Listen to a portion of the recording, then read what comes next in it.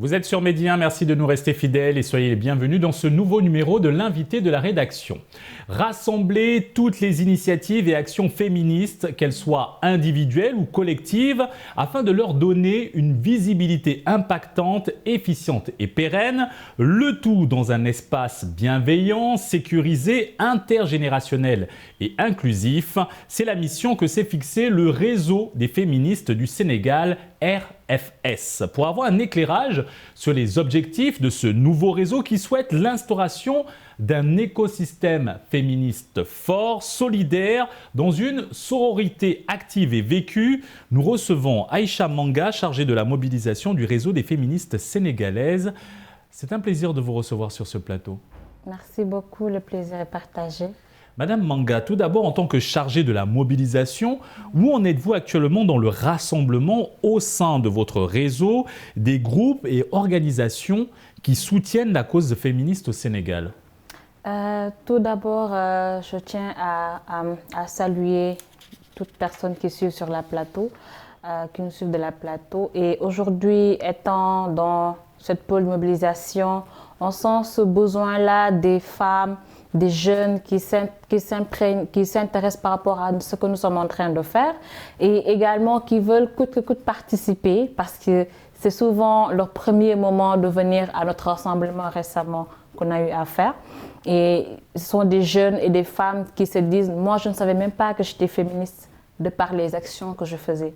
Donc, c'est des moments importants qui sont là et qui sont imposés, que nous imposons aux gens d'être là, de venir, de participer. Et là, quand même, vous pouvez quand même, après, au sortir de ça, dire ce que c'est que le féminisme.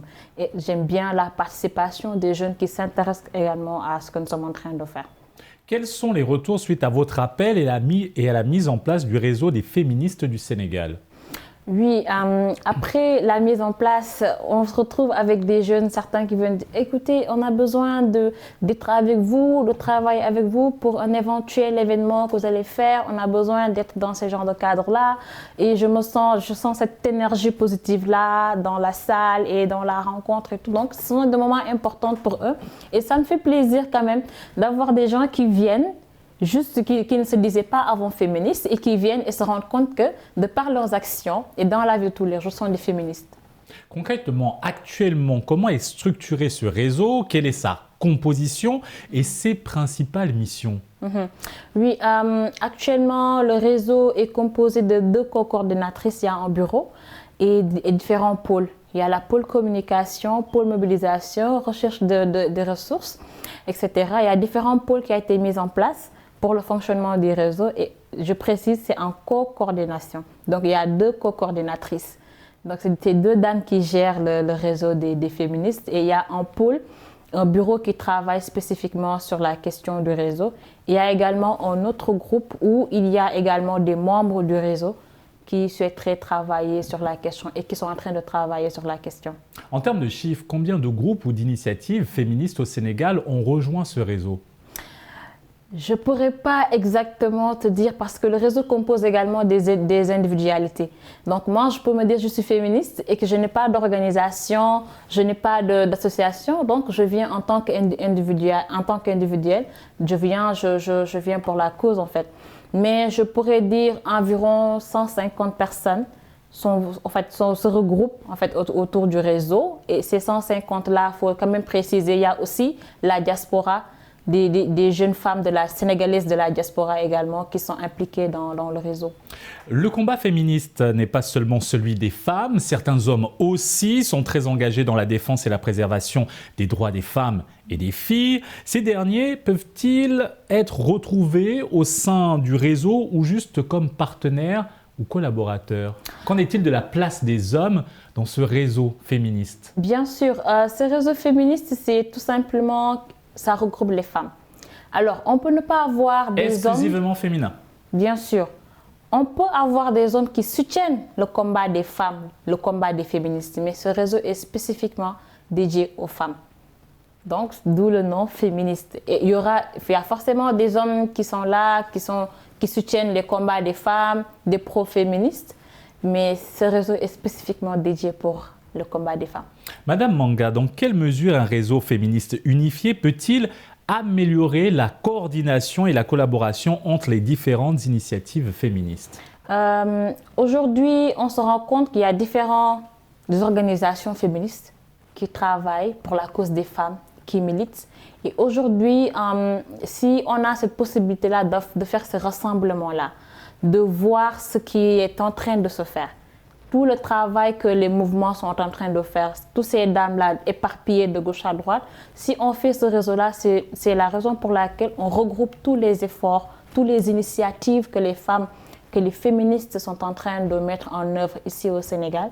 Et c'est un moment phare également de pouvoir en discuter et de voir ce qu'il y a lieu de faire, de fédérer nos actions et de pouvoir également avancer dans nos combats. Et pourquoi donc la fragmentation des initiatives féministes est-elle contre-productive pour la cause féministe en général? Bien sûr, c'est très simple. Aujourd'hui, si moi j'ai mon propre organisation, je travaille d'un côté, et il y a aussi, je donne l'exemple, je donne un nom comme ça, il y a aussi Eva qui a son organisation qui travaille de l'autre côté, et nous deux, on travaille pour la cause des femmes, on travaille pour l'émancipation des femmes, on travaille pour les droits des femmes. Alors, si on se regroupe en tant que réseau et qu'on travaille pour l'émancipation de la femme, pour tout ce qui tourne autour des conditions de vie de la femme, donc ça ne serait que bénéfique pour nous en tant que défenseurs des droits des femmes. L'initiative de convergence des luttes féministes n'est pas nouvelle. L'initiative avait d'abord été enclenchée par le mouvement Yewi Yewi qui avait permis la structuration du mouvement féministe sénégalais. Quelle place occupent aujourd'hui ces pionnières de la lutte féministe dans le réseau des féministes du Sénégal? Ces pionnières, ce sont nos aînés. Ce sont nos aînés, ce sont elles qui nous guident par moments et on les implique carrément. Elles ont leur place tout comme nous avons notre place dans le réseau. Il n'y a pas de tu es aîné, il n'y a pas de tu es une jeune dame. Ce sont nos aînés qui sont là. Et si vous étiez venus lors du lancement, vous allez voir cette position-là qu'elles ont par rapport au réseau et cet ancrage-là qu'il y a en tant que des ferventes défenseurs des droits des femmes. Ces femmes, ces braves dames-là qui ont eu quand même à se battre aujourd'hui pour que Aïcha soit là, qui ose parler sur la question de féminisme. Je prends Aïcha, je dis moi en fait l'exemple. Et c'est des moments phares de regrouper, de partage entre aînés et cette jeune génération-là de féministes et de voir quand même ce qui a été fait. Et on a besoin quand même d'entendre et d'écouter ces dames-là nous raconter leur combat d'avant. Et comment ça a été. Parce qu'aujourd'hui, quoi qu'on puisse dire, il n'y a aucune lutte qui peut se passer facilement comme ça. Donc, c'est des moments où je peux dire des brainstorming qu'on a et qui permet quand même, nous, la jeune génération qui milite pour le féminisme, de voir ce que c'est, de savoir qu'il n'y a pas de lutte qui est facile. Aujourd'hui, tu te dis féministe au Sénégal, tu es lynché, tu es très mal vu. Mais ce qui nous retient tout simplement, c'est cette cause noble-là que nous avons d'être féministes et de défendre les droits des femmes. Madame Manga, selon vous, quel est l'impact potentiel d'un réseau féministe unifié sur la politique en particulier et les politiques publiques en général en termes d'inclusivité, de parité et d'égalité des genres? Oui, c'est important aujourd'hui, ce lancement du réseau-là. Ça va beaucoup impacter sur les politiques parce qu'aujourd'hui, si on prend l'exemple de la loi sur la parité qui pose défaut, qui cause problème sur les questions de politique, en matière de politique aujourd'hui, c'est important de faire comprendre à l'État qu'attention, vous avez signé la parité.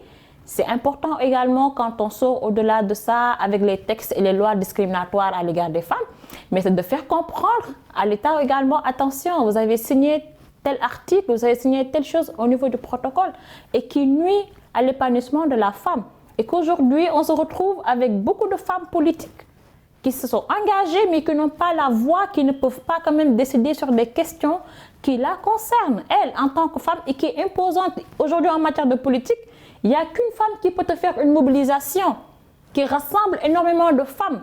Donc, pourquoi pas ne pas leur donner la place, leur permettre quand même de montrer leur potentialité et de dire à l'État, écoutez, on est en politique, d'accord, mais laissez des femmes quand même cette position-là de leader, de pouvoir s'imposer et de montrer sa capacité. Donc, c'est un peu sur ces questionnements-là, donc essayez d'appliquer ce que vous avez signé.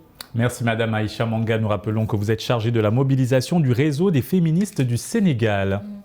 Merci pour cet éclairage. Merci beaucoup. Et merci à vous d'avoir suivi cette émission. Très bonne suite des programmes sur Média.